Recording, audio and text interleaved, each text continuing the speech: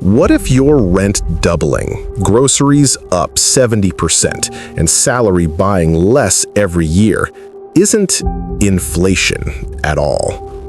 What if it's the exact same 4,000-year-old Babylonian debt spell, just upgraded with computers and central banks? Drop where you're watching from. I'm seeing Johannesburg, Lagos, London, New York. The spell works everywhere.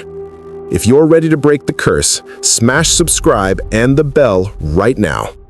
Archaeologists say Babylon fell in 539 BC. That's the official lie. What if Babylon never fell? What if the priests just changed robes, moved from mud bricks to marble towers, and kept casting the same money magic that turns your life energy into their eternal harvest? Right now in 2025, the average human works 4 months a year just to pay interest on money created out of nothing. That's not coincidence, that's continuity of ritual. Let's go back to where it all started. 1800 BC, city of Babylon. Hammurabi's famous code wasn't about justice. It was the first debt jubilee scam. Every 30 to 50 years, they forgave debts, wiped the clay tablets clean, and restarted the interest clock. The priests and bloodlines kept the gold.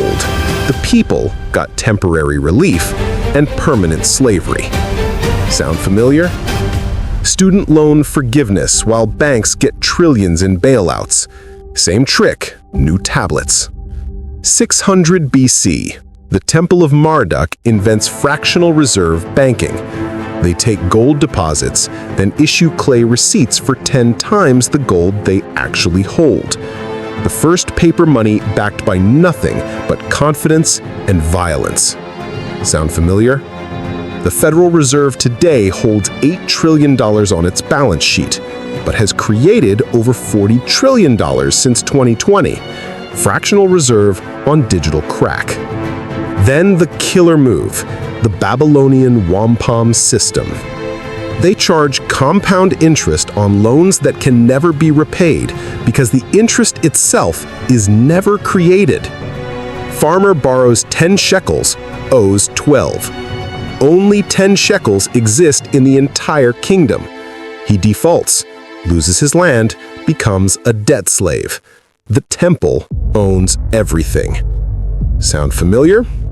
Global debt 2025, $305 trillion. Global GDP, $105 trillion.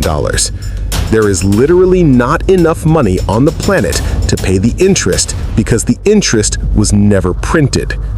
That's not a flaw. That's the spell working perfectly. And the symbols never changed. The winged bull of Babylon is carved into the wall of the New York Stock Exchange. Babylonian obelisks stand in London, Paris, and Washington, D.C. They never hid it. They just stopped teaching you how to read the signs. So how did a 4,000-year-old temple cult end up owning BlackRock, the Fed, and the ECB?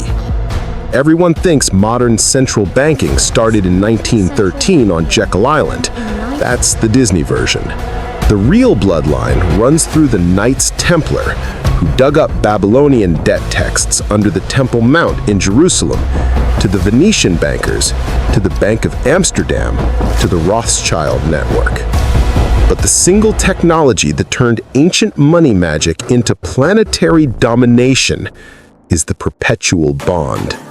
Debt that never matures, never gets paid back, only rolls forever, while interest compounds into infinity. And the family that perfected the modern perpetual debt engine in the 1700s and still controls 40% of all central bank gold today. You won't believe the name, and the receipt is carved in stone older than Jesus. Smash like right now if you're still with me. Part 2 drops tomorrow and exposes the modern temple, the 5 terrifying 2025 numbers, and how CBDCs are the final, unbreakable clay tablet. Comment Part 2 now if you want it faster. Do not miss tomorrow. The spell ends there.